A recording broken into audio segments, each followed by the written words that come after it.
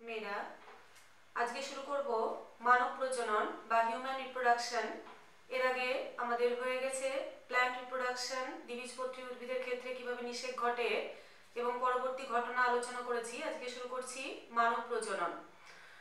মানব প্রজনন তোমরা নিশ্চয়ই জানো যে জীবনের অস্তিত্ব রক্ষা করার জন্য অন্যান্য জীবের মতন মানবদেহেও একই রকমভাবে জনন সম্পন্ন হয় এবং জনন সম্পন্ন হওয়ার জন্য কতগুলো অঙ্গ মিলিতভাবে তৈরি করছে তন্ত্র, যাকে আমরা বলছি জননতন্ত্র। জননে অংশগ্রহণকারী বিভিন্ন অঙ্গ মিলিতভাবে যে তন্ত্র রচনা করে তাকেই বলা হয় জননতন্ত্র। তো এই জননতন্ত্র জীবনের অস্তিত্ব রক্ষা করার জন্য, ভেদ বা প্রকরণের জন্য, নতুন প্রজাতির সৃষ্টির জন্য খুবই গুরুত্বপূর্ণ ভূমিকা রাখে। তোমরা জানো ছেলে এবং মেয়েদের ক্ষেত্রে 11 থেকে 19 বছর বয়স, যাকে বলা হচ্ছে বয়ঃসন্ধিকাল বা অ্যাডোলেসেন্স পিরিয়ড, এই অ্যাডোলেসেন্স পিরিয়ডে নানান রকম দৈহিক, বাহ্যিক এবং অভ্যন্তরীণ নানান রকম পরিবর্তন ঘটে। ছেলেদের ক্ষেত্রে যেমন পেশিবহুল দেহ তৈরি হয়, দাড়ি গোঁফ গজায়, গলার স্বর ভারী হয়, একই রকমভাবে মেয়েদের ক্ষেত্রে ত্বক কোমল হয়, গলার স্বর মসৃণ হয় ইত্যাদি নানান রকম বাহ্যিক পরিবর্তন যেমন দেখা যায়, একই রকমভাবে ছেলেদের ক্ষেত্রে প্রধান পুং যৌন হরমোন টেস্টোস্টেরন, যার দ্বারা ধীরে ধীরে পুং জননতন্ত্রের পরিণতি ঘটে, এবং একই রকমভাবে মেয়েদের ক্ষেত্রে প্রধান হরমোন ইস্ট্রোজেন, প্রধান কিন্তু ইস্ট্রোজেন, যার জন্য বাহ্যিক এবং অভ্যন্তরীণ নানান রকম পরিবর্তন ঘটে। বাহ্যিক পরিবর্তন, তার সাথে সাথে জননতন্ত্রের ম্যাচুরিটি বা পরিবর্তন বা পরিণতি সাধন ঘটে থাকে। তো আজকে শুরু করব প্রথমে পুং জননতন্ত্র বা মেল রিপ্রোডাক্টিভ সিস্টেম। পুং জননতন্ত্রের প্রধান দুটো ভাগ আমরা দেখব, এক হচ্ছে মুখ্য জননাঙ্গ এবং গৌণ জননাঙ্গ। মুখ্য জননাঙ্গ মানেই যেখানে শুক্রাণু উৎপাদন হচ্ছে, অর্থাৎ জনন কোষ উৎপন্ন হয় যে অঙ্গে, তাকে বলা হয় মুখ্য জননাঙ্গ, এবং আরও যে সাহায্যকারী অঙ্গগুলো মিলিতভাবে এই শুক্রাণু দেহের বাইরে নির্গত করতে সাহায্য করে সেগুলো হচ্ছে গৌণ জননাঙ্গ। তাহলে মুখ্য জননাঙ্গ এবং গৌণ জননাঙ্গ মিলিতভাবে পুং জননতন্ত্র গঠন করছে। মুখ্য জননাঙ্গের মধ্যে আছে একজোড়া শুক্রাশয়, যেখানে মেল গ্যামেট বা শুক্রাণু উৎপন্ন হয়, আর অন্যান্য অঙ্গগুলো যেগুলো এই শুক্রাণুকে দেহের বাইরে নির্গত করতে সাহায্য করে তারা গৌণ জননাঙ্গের মধ্যে যাবে। প্রথমেই চলে আসছি শুক্রাশয়। শুক্রাশয় কোথায় অবস্থান করছে? মানব দেহে শুক্রাশয়ের সংখ্যা হচ্ছে এক জোড়া। এখানে আমি একটাই ছবি এঁকেছি, অ্যাকচুয়ালি দুটো শুক্রাশয় থাকে, যে থলির মধ্যে দেহের বাইরে শ্রোণীগহ্বরের বাহিরে থলি, পেলভিক ক্যাভিটি, তার নিচের দিকে বাহিরে অবস্থান করছে থলির মধ্যে একজোড়া শুক্রাশয়, যে থলিকে বলা হয় স্ক্রোটাম থলি। স্ক্রোটাম থলি বলা হয়ে থাকে। তো এই যে শুক্রাশয়, প্রত্যেকটা শুক্রাশয়ের ওয়েট কতখানি হয় বলছে, অ্যাভারেজ 10 থেকে 25 গ্রাম মতন হয়ে থাকে, এবং যে তন্তুময় আবরণ দিয়ে আবৃত হয়ে থাকে, দেখো লাল দিয়ে রিপ্রেজেন্ট করেছি আমি, যে আবরণ দিয়ে আবৃত হয়ে থাকে একে কি বলা হচ্ছে? এটা হচ্ছে টিউনিকা, টিউনিকা অ্যালবুজিনিয়া।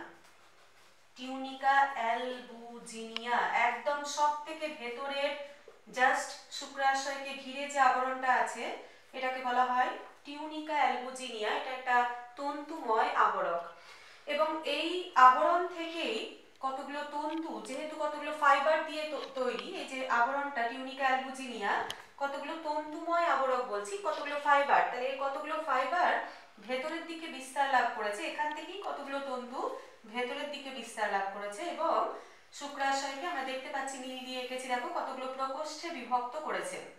কতগুলো প্রকোষ্ঠে বিভক্ত করেছে, এই প্রকোষ্ঠের সংখ্যা কতগুলো বলছে? প্রত্যেকটি শুক্রাশয়ে এই প্রকোষ্ঠের সংখ্যাগুলো হচ্ছে 200 থেকে 300টি থাকে।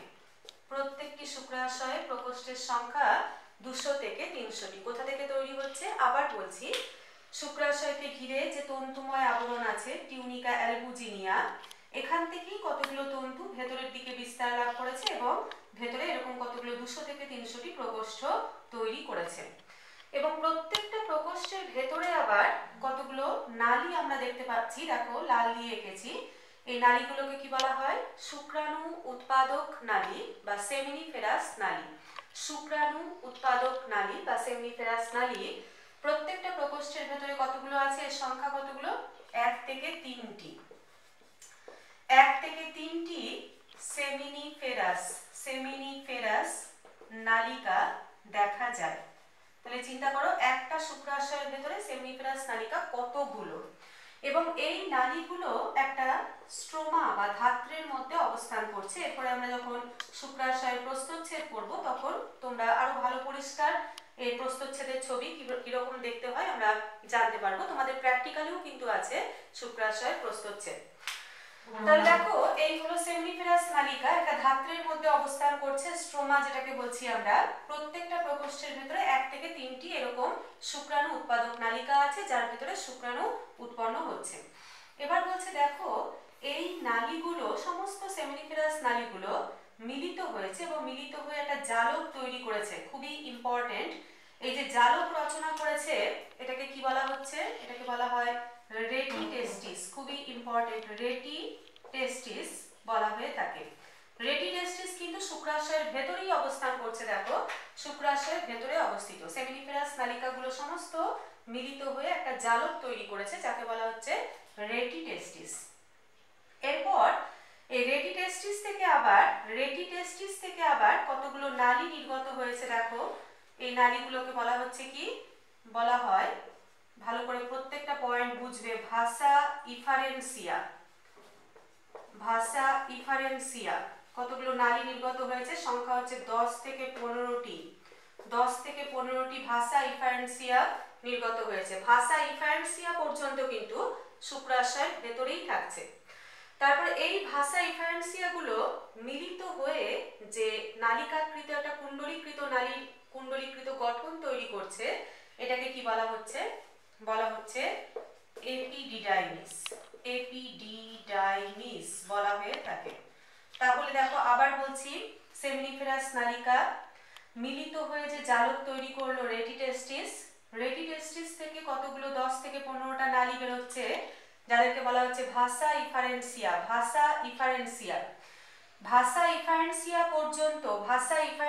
পর্যন্ত শুক্রাশয়ের ভেতরেই থাকছে। ওই জন্য আলাদা করে লিখিনি, এটা শুক্রাশয়ের ভেতরের মধ্যেই থাকছে। তাহলে প্রধান জননাঙ্গের মধ্যেই ভাসা ইফারেন্সিয়া পর্যন্ত পড়ছে।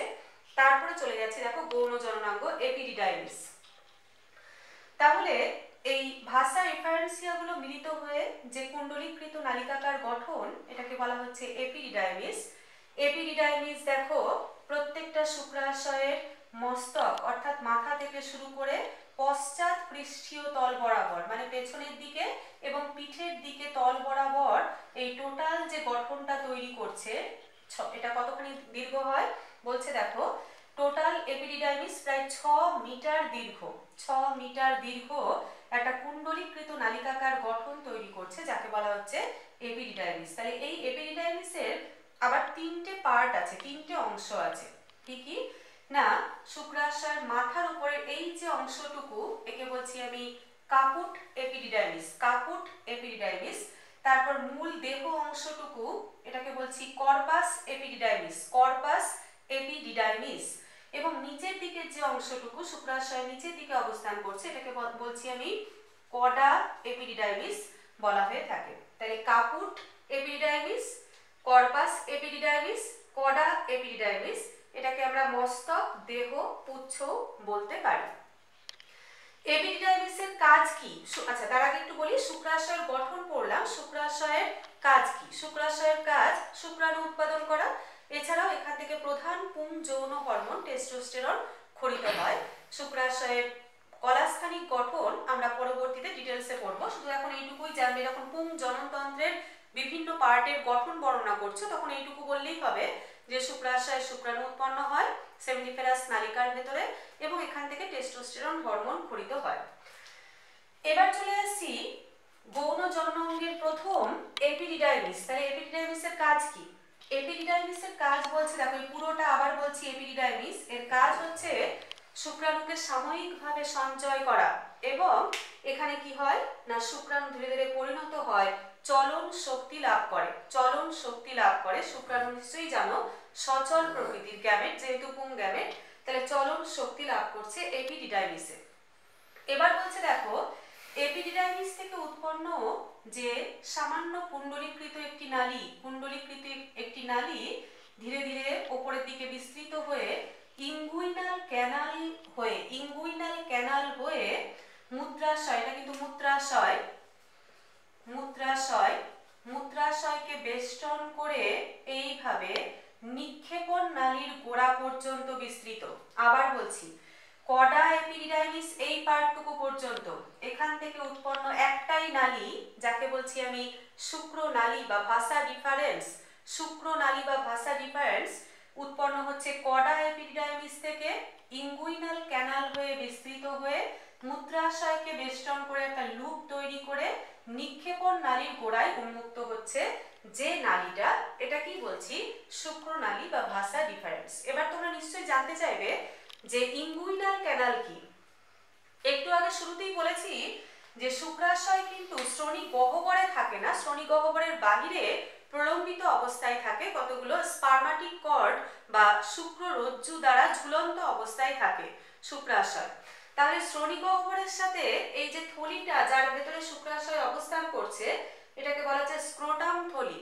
তাহলে শ্রোণী গহ্বরের সাথে স্ক্রোটাম থলির সংযোগ স্থাপন হচ্ছে যে ক্যানালের মাধ্যমে বা যে চ্যানেলের মাধ্যমে, এটা কি বলছি আমি ইঙ্গুইনাল ক্যানাল। তাহলে আবার বলছি দেখো ভাসা ডিফারেন্স কোথা থেকে উৎপন্ন হলো, কডা এপিডিডাইমিস থেকে উৎপন্ন হয়ে ইঙ্গুইনাল ক্যানাল অর্থাৎ আমাদের পেলভিক ক্যাভিটি এবং স্ক্রোটামের মাঝখানে সংযোগ স্থাপন করছে যে ক্যানালটা, ইঙ্গুইনাল ক্যানাল হয়ে বিস্তৃত হয়ে মূত্রাশয়কে ঘিরে একটা লুপ তৈরি করে নিক্ষেপণ নালী, এটা হচ্ছে নিক্ষেপণ নালী, এর গোড়া পর্যন্ত বিস্তৃত হচ্ছে শুক্রনালী বা ভাসা ডিফারেন্স। কাজ কি? কাজ হচ্ছে শুক্রাণু পরিবহন। এখানে যে শুক্রাণু উৎপন্ন হচ্ছে এর মাধ্যমে ধীরে ধীরে বাহিত হয়ে যাচ্ছে কোথায় না চলে যাবে এরপরে শুক্রথলি বা সেমিনাল ভেসিকলের মধ্যে। তাহলে এপিডিডাইমিসের শুক্রনালী বা ভাসা ডিফারেন্সের কাজ কি? এর কাজই হচ্ছে শুক্রাণু পরিবহন করা। শুক্রাণু পরিবহন করা কার? শুক্রনালী। এটা হচ্ছে শুক্রনালী বা ভাসা ডিফারেন্স। এটা ভাসা ইফারেন্সিয়া বলেছিলাম, এটা ভাসা ডিফারেন্স। আচ্ছা, তারপরে চলে আসছি দেখো শুক্রথলি বা সেমিনাল ভেসিকল। এটা হচ্ছে শুক্রথলি বা সেমিনাল ভেসিকল। কোথায় যদি বলি যে এর অবস্থানটা কোথায়, এর অবস্থান হচ্ছে মূত্রাশয়ের উপরিভাগের অঙ্গদেশে, অর্থাৎ সামনের দিকে এবং উপরের দিকে দুদিকেই অবস্থান করছে, কিন্তু একটা করে দুটো যে থলি তাকে বলা হচ্ছে শুক্রথলি। আমি এঁকেছি এখানে একটা, এদিকেও কিন্তু আরেকটা দেখতে পাওয়া যায়। আবার বলছি, মূত্রাশয়ের উপরিভাগের অঙ্গদেশে দুদিকে দুটো এরকম শুক্রথলি বা সেমিনাল ভেসিকল দেখতে পাওয়া যায়। শুক্রথলি বা সেমিনাল ভেসিকলের কাজ কি? কাজ হচ্ছে শুক্রাণু এই যে এখান দিয়ে বাহিত হয়ে আসলো, এই যে এখান দিয়ে ভাসা ডিফারেন্স বা শুক্রনালী হয়ে বাহিত হয়ে আসলো, তারপর ধীরে ধীরে এখানে সঞ্চিত হচ্ছে, শুক্রথলিতে সঞ্চিত হচ্ছে বা সেমিনাল ভেসিকলে সঞ্চিত হচ্ছে। শুক্রথলির তাহলে কাজ কি? কাজ হচ্ছে অবশ্যই বলতে পারো যে শুক্রাণুকে সাময়িকভাবে স্টোর করতে বা সঞ্চয় করতে সাহায্য করে। এছাড়া আর কি করে না, এখান থেকে রস খরিত হয়, যে রসের মধ্যে থাকছে খুবই ইম্পর্টেন্ট ফ্রুক্টোজ। এখানে থাকছে ফ্রুক্টোজ। সেমিনাল ভেসিকল থেকে খরিত রসের মধ্যে থাকে ফ্রুক্টোজ, যা সিমেনের 60% পর্যন্ত গঠন করে। সিমেনের 60% পর্যন্ত গঠন করতে সাহায্য করে। এবং যেহেতু ফ্রুক্টোজ এক ধরনের শর্করা, তাহলে কি করবে? শুক্রাণুকে খাদ্য সরবরাহ করে এবং চলন শক্তি যোগাতে সাহায্য করছে। আচ্ছা, তাহলে এই গেল দেখো শুক্রথলি। তাহলে আমাদের কি কি আলোচনা হলো? এপিডিডাইমিস হলো, শুক্রনালী হলো, শুক্রথলি বা সেমিনাল ভেসিকল হলো। এরপরে চলে আসছি নিক্ষেপণ নালী। নিক্ষেপণ নালী কোনটা? বলছে শুক্রথলি যে এই যে অংশটা নিক্ষেপণ নালী, এই টোটালটা কি আমি নিক্ষেপণ নালী বলতে পারি। শুক্রথলি থেকে উৎপন্ন ক্ষুদ্র নল যেটা মূত্রনালীর সঙ্গে গিয়ে যুক্ত হচ্ছে। আবার বলছি, শুক্রথলি থেকে উৎপন্ন ক্ষুদ্র নলাকৃতি গঠন যেটা মূত্রনালীর সঙ্গে গিয়ে যুক্ত হয়, এবং এর সাথে যুক্ত হয়ে আছে ভাসা ডিফারেন্স বা শুক্রনালী। শুক্রনালী এবং নিক্ষেপণ নালী একটা সাধারণ নালী তৈরি করে মূত্রনালীর সাথে যুক্ত হচ্ছে। তাহলে এই নিক্ষেপণ নালী, এর নাম হচ্ছে নিক্ষেপণ নালী বা এজাকুলেটরি ডাক্ট। এজাকুলেটরি ডাক্ট। নিক্ষেপণ নালীর কাজ কি বলছে, এই নালীর সংকোচনের দ্বারা, সংকোচন প্রসারণ হচ্ছে, নিক্ষেপণ নালীর সংকোচনের দ্বারাই কি হয়, এই যে এখানে শুক্রাণু সঞ্চিত হয়েছে এবং শুক্রথলি থেকে বা সেমিনাল ভেসিকল থেকে ক্ষরিত রস তৈরি করেছে 60% সিমেনের, যেটা এজাকুলেটরি ডাক্টের সংকোচনের মাধ্যমে মূত্রনালীতে ধীরে ধীরে নিক্ষেপিত হয়। নিক্ষেপণ নালীর কাজই হচ্ছে এটি সিমেনকে মূত্রনালীতে নিক্ষেপ করতে সাহায্য করে। আচ্ছা, এই গেল দেখো তাহলে নিক্ষেপণ নালী। তারপরে চলে আসছি নেক্সট, নিক্ষেপণ নালীর পরবর্তী অংশ হচ্ছে প্রস্টেট গ্রন্থি। প্রস্টেট গ্রন্থি কোনটা, এই যে লাল দিয়ে এঁকেছি দেখো, এই যে প্রস্টেট গ্রন্থি কোথায় অবস্থান, তোমরা ছবি দেখি একটা ছবি মনের মধ্যে থাকলেই বলতে পারবে যে মূত্রাশয়ের গোড়ায়, মূত্রাশয়ের গোড়ায় অবস্থান করছে মূত্রনালীকে বেষ্টন করে। এটা মূত্রনালী, এই যে ডট ডট দিয়ে দেখিয়েছি মূত্রথলি থেকে বেরোচ্ছে, তাহলে মূত্রনালীকে বেষ্টন করে মূত্রাশয়ের গোড়ায় যে বাদাম আকৃতির গ্রন্থি থাকছে, আবার বলছি মূত্রাশয়ের গোড়ায় মূত্রনালীকে বেষ্টন করে ঘিরে যে বাদাম আকৃতির গ্রন্থি থাকে এটি বলা হচ্ছে প্রস্টেট গ্ল্যান্ড।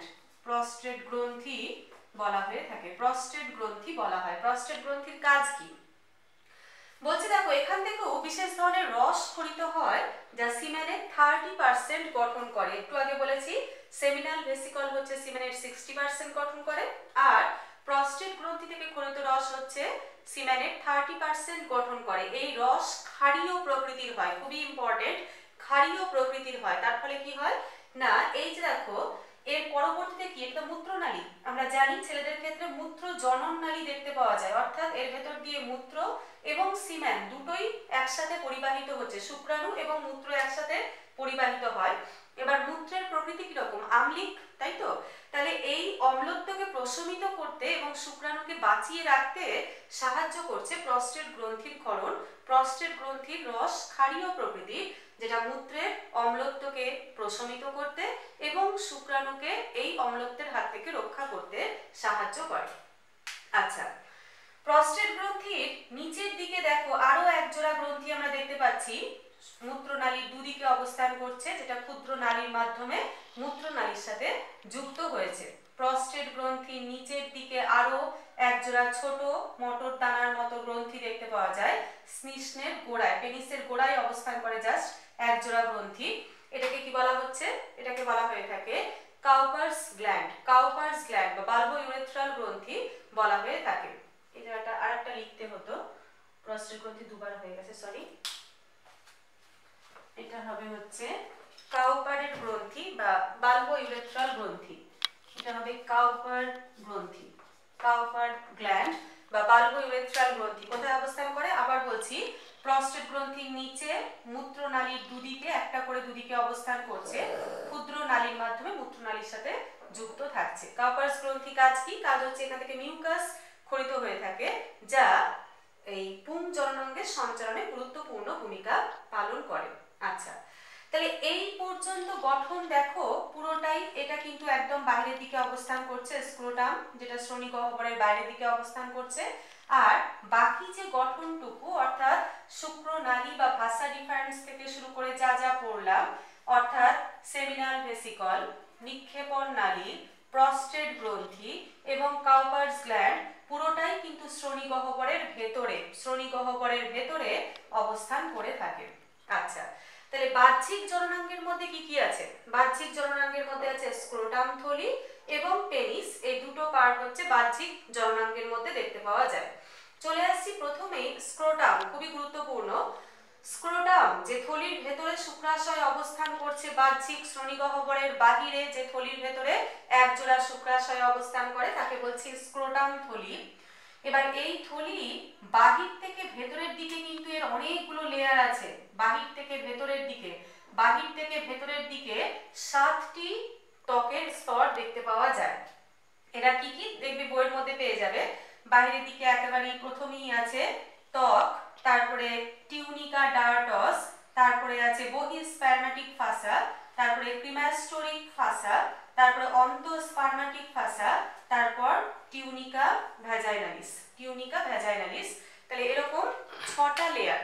এবার দেখো টিউনিকা ভ্যাজাইনালিস একেবারে টিউনিকা অ্যালবুজিনিয়া যেটা এইটা শুক্রাশয়কে ঘিরে আছে, এটা হচ্ছে 7ম লেয়ার টিউনিকা অ্যালবুজিনিয়া, তাই তো প্রথমে শুরুতেই বলেছি। তার বাহিরের দিকে যে লেয়ারটা আছে টিউনিকা অ্যালবুজিনিয়ার বাইরে আছে টিউনিকা ভ্যাজাইনালিস। এই টিউনিকা ভ্যাজাইনালিস আবার দুটো স্তর যুক্ত হয়ে থাকে, দ্বিস্তরীয় পর্দা, যেটাকে বলা হয় জানো তোমরা দ্বিস্তরীয় ক্ষেত্রে ভিসেরাল এবং প্যারাইটাল স্তর, এবং দুটো স্তরের মাঝখানে এক ধরনের লিকুইড থাকে, এটাকে বলে হাইড্রোসিলিক ফ্লুইড। হাইড্রোসিলিক ফ্লুইড, এই হাইড্রোসিলিক ফ্লুইড কি করে না শুক্রাশয়ের সংকোচনের সময় দুটো স্তরের মাঝখানে যাতে ঘর্ষণ না হয় সেই ঘর্ষণজনিত আঘাত থেকে রক্ষা করতে সাহায্য করে।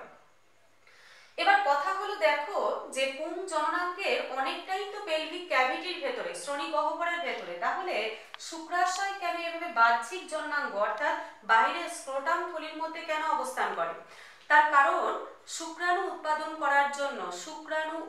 করার জন্য যে টেম্পারেচার দরকার সেটা হচ্ছে 33 degree centigrade. 33 degree centigrade temperature দরকার হয়। আমাদের বডি টেম্পারেচার তোমরা জানো 37 ডিগ্রি সেন্টিগ্রেড, তাহলে 4 ডিগ্রি সেন্টিগ্রেড কম তাপমাত্রার দরকার হয়। তার জন্যই বাহ্যিক অঙ্গের মধ্যে স্ক্রোটাম থলির ভেতরে শুক্রাশয় অবস্থান করছে, যাতে 33 ডিগ্রি সেন্টিগ্রেড তাপমাত্রা বজায় থাকে এবং শুক্রাণু উৎপাদন স্বাভাবিক অবস্থায় চলতে থাকে। এবার কথা হচ্ছে স্ক্রোটাম থলি তো একটাই, এর ভেতরে শুক্রাশয় দুটো, কিভাবে এদের মাঝখানে কি কোনো সেপারেশন প্রাচীর আছে? হ্যাঁ, বলছে স্ক্রোটাম থলির ভেতরে আবার একটা পাতলা পেশিযুক্ত পর্দা দেখতে পাওয়া যায়, যেটাকে বলা হয়ে থাকে সেপ্টাম স্ক্রোটি। সেপ্টাম স্ক্রোটি কি করেছে না দুটো চেম্বার তৈরি করেছে এবং প্রত্যেকটা চেম্বারের ভেতরে একটা করে শুক্রাশয় অবস্থান করে থাকে। এছাড়াও আছে পেনিস বা শ্লিষ্ণ, পুং জননাঙ্গ বাহ্যিক জননাঙ্গের মধ্যে পড়ছে।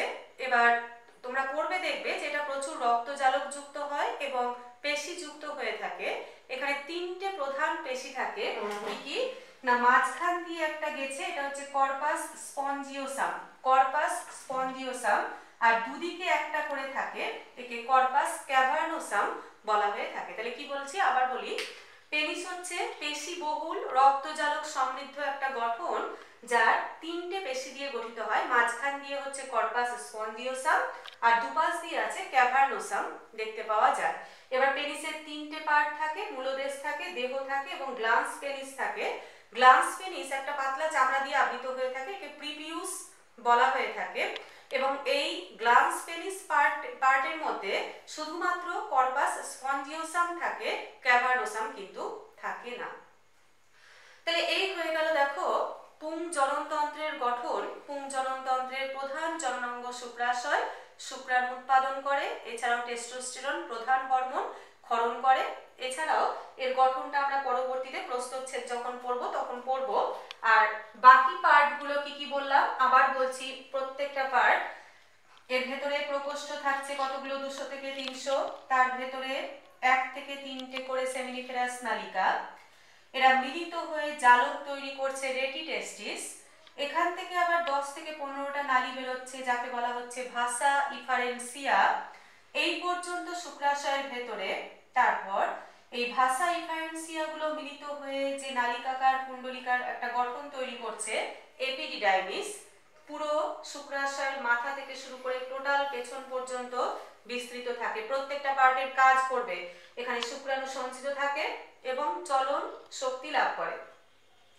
এরপর এখান থেকে একটাই নালী বেরোচ্ছে, যেটাকে বলছি আমি ভাসা ডিফারেন্স বা শুক্রনালী। এই শুক্রনালী ধীরে ধীরে পেলভিক ক্যাভিটিতে প্রবেশ করছে ইঙ্গুইনাল ক্যানাল হয়ে, অর্থাৎ স্ক্রোটাম এবং শ্রোণী গহ্বরের মাঝখানে সংযোগ রক্ষাকারী যে ক্যানাল, ইঙ্গুইনাল ক্যানাল হয়ে বিস্তার লাভ করে মূত্রাশয়কে ঘিরে নিক্ষেপণ নালীর সাথে গিয়ে যুক্ত হচ্ছে। কাজ কি? শুক্রাণু পরিবহন। তারপর সেমিনাল ভেসিকল শুক্রাণুকে সঞ্চয় করছে এবং এখান থেকে ক্ষরিত রস, যেটা সিমেনের একটা গুরুত্বপূর্ণ পার্টের মধ্যে ফ্রুক্টোজ থাকে, খুবই গুরুত্বপূর্ণ। আচ্ছা, এবং এখান এই সেমিনাল ভেসিকলের সঙ্গে যে নালী যুক্ত থাকছে একে বলে এজাকুলেটরি ডাক্ট বা নিক্ষেপণ নালী। এরা মিলিত হয়ে মূত্রনালীর সাথে গিয়ে যুক্ত হচ্ছে। এর কাজ হচ্ছে শুক্রাণুকে সংকোচনের দ্বারা, নিক্ষেপণ নালীর কাজ হলো সংকোচনের দ্বারা শুক্রাণুকে মূত্রনালীতে নিক্ষেপ করতে সাহায্য করে। তারপরে প্রস্টেট গ্রন্থি বললাম, মূত্রাশয়ের গোড়ায় অবস্থিত এবং তার নিচে অবস্থান করছে কাউপার্স গ্রন্থি বা বাল্বোইউরেথ্রাল গ্রন্থি অবস্থান করে। শুক্রাশয় যে থলির মধ্যে এই পর্যন্ত পেলভিক ক্যাভিটির ভেতর, তারপর বাহ্যিক জননাঙ্গ যে থলির ভেতরে অবস্থান করছে শুক্রাশয় স্ক্রোটাম, এর 7টা লেয়ার দেখতে পাওয়া যায়। প্রথমে ত্বক, বাহির থেকে ভেতরের দিকে ত্বক, টিউনিকা ডার্টস, বহি স্পার্মাটিক ফাসা, ক্রিমাস্টোরিক ফাসা, অন্তঃস্পার্মাটিক ফাসা এবং টিউনিকা ভ্যাজাইনালিস। টিউনিকা ভ্যাজাইনালিসের আবার 2টো লেয়ার দেখতে পাওয়া যায়। মাঝখানে একটা পর্দা আছে বেশিযুক্ত, এটাকে বলা হয়ে থাকে সেপ্টাম স্ক্রোটি, যেটা স্ক্রোটামের ভেতরে 2টো প্রকোষ্ঠ তৈরি করছে এবং প্রত্যেকটার ভেতরে একটা করে শুক্রাশয় অবস্থান করছে। এছাড়াও বাহ্যিক জননাঙ্গের মধ্যে আছে পেনিস বা শ্লিষ্ণ, যেটা পেশিযুক্ত এবং রক্তজালক সমৃদ্ধ গঠন। তাহলে এই চলে গেল পুংজননতন্ত্র আমাদের হলো। এরপর চলে আসছি স্ত্রী জননতন্ত্র।